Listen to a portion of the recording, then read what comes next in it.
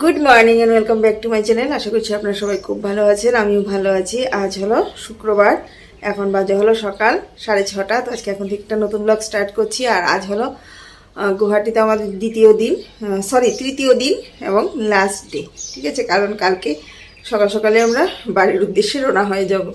তো আজকেও ঘুম থেকে উঠে ফ্রেশ হয়ে স্নান দান সেরে নিয়েছি। আর কারণ আজ যাব হলো কামাখ্যা দর্শনে, ঠিক আছে। আজ কামাখ্যা মায়ের দর্শনে যাচ্ছি, যার জন্য সকাল সকাল উঠে পড়েছি। আরও তাড়াতাড়ি ওঠার দরকার ছিল, বাট লেট হয়ে গেছে। কারণ কালকে সোনা পাপা রাত্রেবেলা এত যন্ত্রণা করছিল, এত কান্নাকাটি করছিল, ওকে ঘুমিয়ে পাড়াতে পারছিলাম না। ওই প্রায় 1:30টার পর ও ঘুমিয়েছে। ও কিন্তু ঘুমাচ্ছে, বাট আমাদের তো তাড়াতাড়ি রেডি হতে হবে। তো ওকে ঘুমের মধ্যে একটু সাজুগুজু করিয়ে দিয়েছি, আর আমিও সেরে নিয়েছি। এখন মিঠুন গেছে হলো বাথরুমে, ও স্নান দান সেরে আসলে পরে আমরা ঝটপট রেডি হয়ে বেরিয়ে পড়বো, ঠিক আছে। তো চলুন, এখন রেডি হয়নি, এই যে রেডি হয়ে গেছি আমরা। এই ড্রেসটা পরেছি, ভালো লাগছে আমাকে? কেমন লাগছে জানাবেন। হ্যাঁ, এই একটুখানি লিপস্টিক পরেছি আর সিঁদুর আর ফোঁটা, বাস এটুকুই। এই যে মিঠুনও রেডি হয়ে গেছে, ও রেডি হয়ে নিচে গেছে, এখনই উপরে চলে আসবে, আমরা বেরিয়ে পড়বো। আর এই যে ও তো সারা রাত আমাদেরকে জ্বালিয়েছে, বললাম না, ওই 1:30-2টোর দিকে ঘুমিয়েছে, এখনও নাক ডেকে ঘুমাচ্ছে। ওকে রেডি করালাম, ড্রেস পরালাম, ও কিছুই বলতে পারে না, একদম চৈতন্য মহাপ্রভু হয়ে ঘুমাচ্ছে। এই যে দেখুন, আমার চৈতন্য মহাপ্রভু অচৈতন্য হয়ে আছে। ঘুমের মধ্যে ওকে রেডি করে দিয়েছি, কিছুই বলতে পারে না, ঘুমাচ্ছে শুধু। যাই হোক, উঠুন আমাকে তাড়া দিয়ে গেছে, তাড়াতাড়ি করো, 5 মিনিটের মধ্যে নাকি উবের চলে আসে। হ্যাঁ, আজকেও সোনাকে সোনার পাপা এটাতে ঝুলিয়ে নেবে। আমি না সোনাকে কোলে নিয়ে একদমই হাঁটতে পারি না, প্রচণ্ড কোমর ব্যথা হয়, প্রচণ্ড, একদম পারি না জানেন। তার জন্য ও পাপা ওকে নেবে।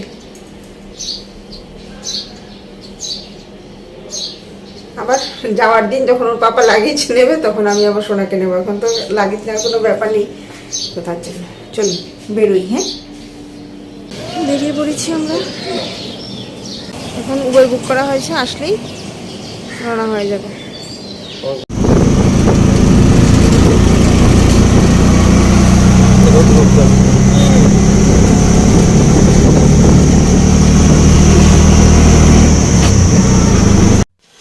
রওনা হয়ে গেছি আমরা মন্দিরের উদ্দেশ্যে। আর রাস্তার দুধারে দেখুন এত সুন্দর মনোরম দৃশ্য যে কি বলবো, দেখে সত্যিই মনটা ভরে যাচ্ছিল। আর পাহাড়ের এসব দৃশ্য দেখা সত্যি খুব ভাগ্যের ব্যাপার। আর আমার না এমনিতেই পাহাড় খুব ভালো লাগে, পাহাড় দেখতে আমি খুবই ভালোবাসি। জঙ্গল, সমুদ্র এসবের তুলনায় আমি পাহাড়ে বেড়াতেই বেশি ভালোবাসি। দেখুন কতটা সুন্দর।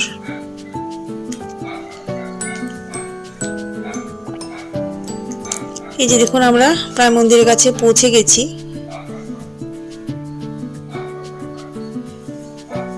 এই যে দেখুন, সারি সারি দোকান, কত জিনিস বিক্রি হচ্ছে পুজোর জন্য। তো ওনাকে ওর ভাড়াটা চুকিয়ে দিয়ে আমরা রওনা হয়ে গেলাম মন্দিরের উদ্দেশ্যে। এই যে দেখুন মন্দিরের সিঁড়ি, এখান থেকেই মন্দিরের সিঁড়ি শুরু হয়ে গেল। এবার সিঁড়ি বেয়ে অনেকটা উপরে যেতে হবে। এখন তো উপর অব্দি গাড়ি চলে আসে, আগে তো এই জায়গাটা নাকি ঘোড়ায় করে আসতে হতো।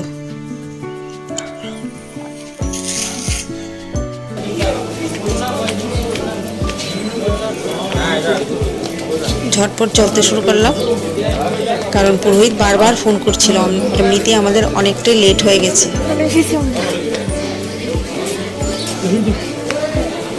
সিঁড়ি আর সিঁড়ি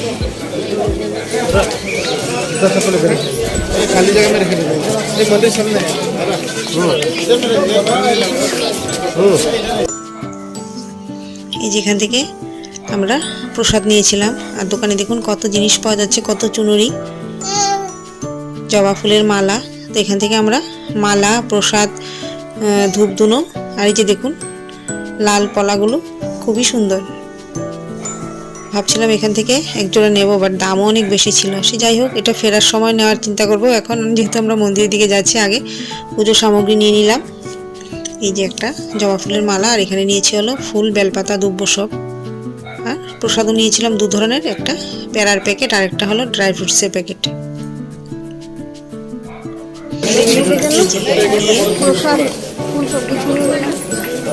রওনা হয়ে গেছি। আর ওই যে উনি আমাদের জন্য টিকিট নিয়ে রেখেছিলেন, ওনাকে 1000 টাকা দিয়ে 2টো টিকিট নিয়েছিলাম। যে উনি আমাকে বললো যে ওই যে ভেতরে গিয়ে লাইন ধরতে। চলুন আপনাদেরকে দেখাই কতটা লম্বা লাইনের পেছনে গিয়ে আমি দাঁড়িয়েছিলাম। 500 টাকা করে নাকি ভিআইপি লাইন। দেখুন ভিআইপি লাইনের অবস্থা। এখানে নর্মাল লাইন আর ভিআইপি লাইনের মধ্যে কোনো ডিফারেন্স নেই। 5 জন নাকি জেনারেল আর 1 জন নাকি ভিআইপি করে ছাড়া হয়, সে একই। আপনি যে কোনো লাইনে দাঁড়ান, 2, 4, 5 ঘন্টা 7 ঘন্টা অপেক্ষা করেই আপনাকে মায়ের দর্শন করতে হবে। এই যে দেখুন, যেতে যেতে একদম নিচের দিকে চলে গেছি। যেখানে গিয়ে লাইন শেষ হয়েছে ওইখান থেকে আমি লাইন ধরেছি। এই লাইনটাতে আমি প্রায় 2-2.5 ঘন্টা দাঁড়িয়েছিলাম, কারণ আমরা জানতামই না যে ছোট বাচ্চাদের জন্য আলাদা করে কোনো পাস দেওয়া হয়। যিনি আমাদের জন্য টিকিট অ্যারেঞ্জ করেছিলেন, উনি ওনার অল্প কিছু লাভের জন্য আমাদেরকে এই কথাটা গোপন করে গেছেন। আমাদেরকে বলেইনি যে ছোট বাচ্চা থাকলে পরে কোনো লাইনের প্রয়োজন হয় না, কোনো টিকিটেরও প্রয়োজন হয় না। মায়ের দর্শন করা হয়ে গেছে। আমি আর সোনা বাবা ভেতরে গিয়ে দর্শন করতে পেরেছি, কারণ ছোট বাচ্চা থাকলে স্পেশাল পাস পাওয়া যায়। যদিও আমি টিকিট কেটেছিলাম 500 টাকা দিয়ে, বাট ওই টিকিটটা লাগেনি। আমার 500 টাকা নষ্ট হয়েছে এবং মিঠুনও দর্শন করতে পারিনি। এত লম্বা লাইন, আমি লাইন ধরেছিলাম, লাইন ছেড়ে চলে এসেছি। তারপর আর ওই লাইনটা ভেতরে ঢুকে গেছে, তো আমাদের 1000 টাকাই জলে গেল। যাই হোক, মায়ের দর্শন করতে পেরেছি, সেটাই বড় কথা। কিন্তু মিঠুন দর্শন করতে পারেনি। ও এখন আবার নতুন করে লাইন হলো, অনেকটা সময় লাগবে, যার জন্য ও আর দর্শন করবে না। আমরা মা ছেড়েই দর্শন করতে পেরেছি।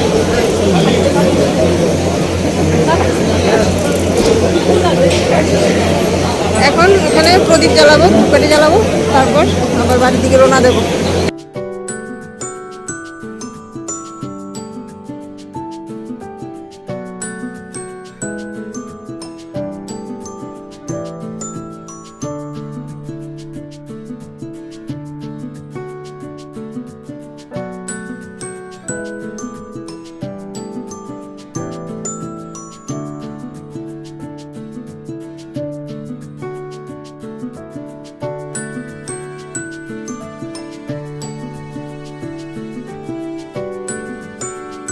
হয়ে গেছে, এবার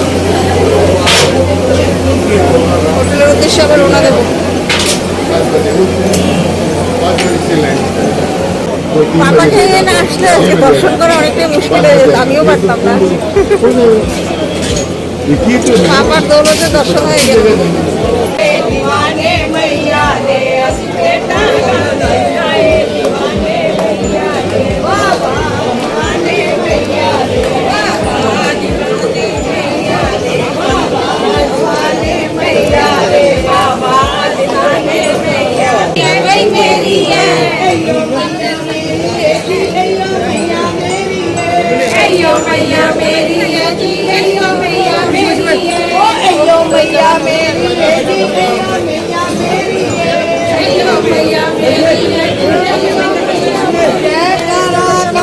देवी माई पिता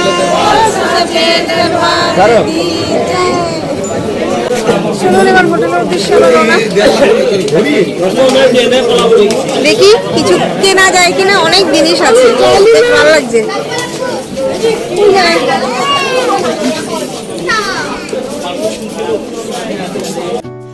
এই দোকানটা থেকে প্রসাদ নিয়েছিলাম, এখানে এসেছি টুকিটাকি কেনাকাটা করতে। আর এই যে সিঁদুরের কৌটোটা আমার বেশ পছন্দ হয়েছিল, তো মিঠুনকে নিয়ে দেখালাম।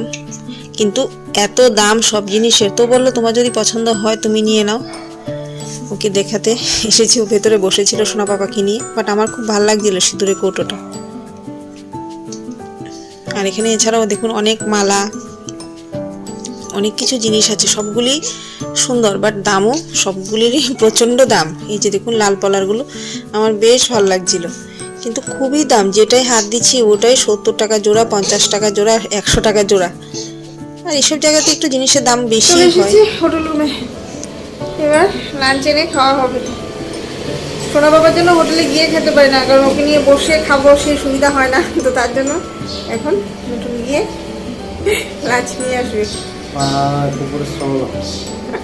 অন্য কিছু না, বাবার এই পজিশনে রাখা যায় না, ওরও কষ্ট, আমাদেরও ওকে নিয়ে চলাফেরা করতে কষ্ট। ঠাকুর দর্শন করতে আসে নাকি তীর্থ করতে কষ্ট করতে হয়, কষ্ট ছাড়া কিন্তু তীর্থ করা হয় না।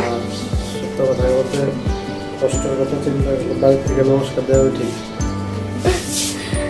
খুব কষ্ট, কামাখ্যা দর্শন করা খুবই কষ্ট। মিঠুন তো দর্শনই করতে পারিনি, সোনা বাবার দৌলতে যাও করে আমি দর্শন করে এসেছি, না হলে আমার পক্ষে সম্ভব হতো না। করতে পারতাম, কিন্তু আরো ধরুন 2 ঘন্টা 3 ঘন্টা অনেকক্ষণ টাইম লাগতো, ফিরতে ফিরতে সন্ধ্যা হয়ে যেত। আর সোনা বাবার খুব কষ্ট হচ্ছিল এতটা টাইম। আজকে প্রায় 3 দিন হয়ে গেছে ও কনস্ট্যান্ট ডাইপারের মধ্যেই আছে, ডাইপার তো খোলা যাচ্ছে না, একটা খুলছি একটা পরাচ্ছি, একটা খুলছি একটা পরাচ্ছি, খুব যন্ত্রণাও করছে। এখন কালকে বাড়ি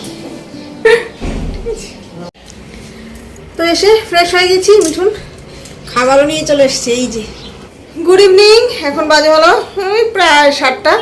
এই যে একটু রেডি হয়ে গেছি, সোনার বাবা প্যাকেট করে নিচ্ছে, একটু সাইডে আশেপাশে একটু ঘোরাফেরা করে আসবো, কারণ এদিকে হোটেলে ঢুকেছি, তারপর আর বেরিয়ে আশপাশটা দেখা হয়নি।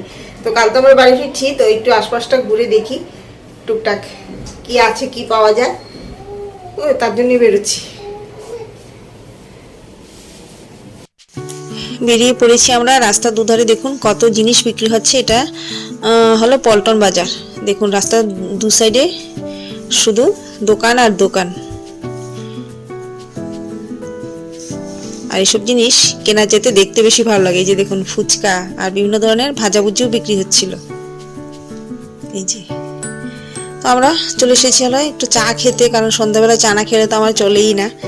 তো এখানে রাস্তার ধারে চা বিক্রি হচ্ছিল, তো এখানে দুজন দাঁড়িয়ে পড়েছি। আর আমার সোনা পাপা আঙ্গুল চুষছিল সবসময়ের মতন। তো মিঠুনকে দিয়ে আমিও চা আর বিস্কিট নিয়ে নিলাম। তো এবার দুজনে মিলে চা খাবো, তারপর আশেপাশে কি আছে একটু ঘুরে দেখব। আর চাটা কিন্তু বেশ ভালোই ছিল। আপনারা ভাববেন না যে রাস্তার ধারে চা বলে খুবই পচা, একদমই না, চাটা বেশ ভালো ছিল। তারপর এখানে ভাজাভুজি বিক্রি হচ্ছিল, এখানে ক্যাপসিকাম আর পেঁয়াজের বড়া বিক্রি হচ্ছিল। তো আমি আর মিঠুনও নিয়ে নিলাম একটা একটা করে, আর সঙ্গে দুটো ভর্তা দেওয়া হয়েছিল, ভর্তা বা চাটনি যেটাই বলুন। খারাপ ছিল না, ক্যাপসিকামের ভেতরে আলুর পুর দেওয়া ছিল, বাট এতটা গরম ছিল যে আমি খেতেই পারছিলাম না, ভীষণ গরম ছিল।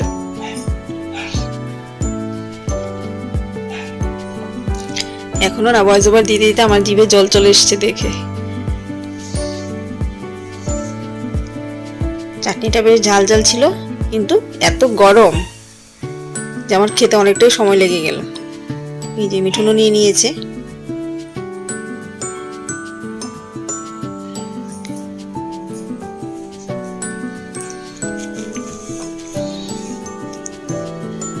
তারপর আমরা চলে গেলাম কিছু কেনাকাটা করতে। বাজে হলো রাত 11:30। এই টুকিটাকি কিনেছি, যেটা আপনাদেরকে বাড়ি গিয়ে দেখাবো। এই যে সোনা বাবা শুয়ে শুয়ে খেলা করছে, আর মোটামুটি এই যে আমাদের লাগেজপত্র গোছানো হয়ে গেছে, কিন্তু কারণ কাল সকালে 10টার মধ্যে বেরিয়ে পড়তে হবে। আমরা যে হোটেলে আছি ওখান থেকে এয়ারপোর্ট প্রায় 1-1.5 ঘন্টার রাস্তা, আর আমাদের ফ্লাইট হলো ওই প্রায় 1:30 না, 1:35-এ, ঠিক আছে। তো তার জন্য আজকে সব গুছিয়ে গেছে, রেডি করে নিয়েছি। এখন বসেছিল খেতে, চলুন দেখাই ডিনারে কি খাচ্ছি। তো আজকে ডিনারে আনা হয়েছিল হলো এই যে চিকেন কারি, আর এছাড়াও ভাজা, ডাল, ভাত, পাঁপড়, এগুলি তো ছিলই। তো একটাই ভাতের প্যাকেট আনা হয়েছিল, আর আনা হয়েছিল হলো সঙ্গে রুটি আর তরকারি, আর সঙ্গে একটা ধনেপাতার ভর্তাও দিয়েছিল, যেটা ভীষণ ভালো ছিল। তো প্রথমে রুটি তরকারিটা খেয়ে নিলাম, তারপর খেয়েছিলাম হলো ভাত। তো আজকের জন্য ভিডিওটাকে এখানেই এন্ড করছি। আপনাদের সকলকে ভিডিওটা দেখার জন্য অনেক অনেক ধন্যবাদ। ভালো লাগলে সবাই লাইক করবেন, কমেন্ট করবেন আর সাবস্ক্রাইব করে আমার পাশে থাকবেন। আজকের জন্য আপনাদের সকলকে টাটা।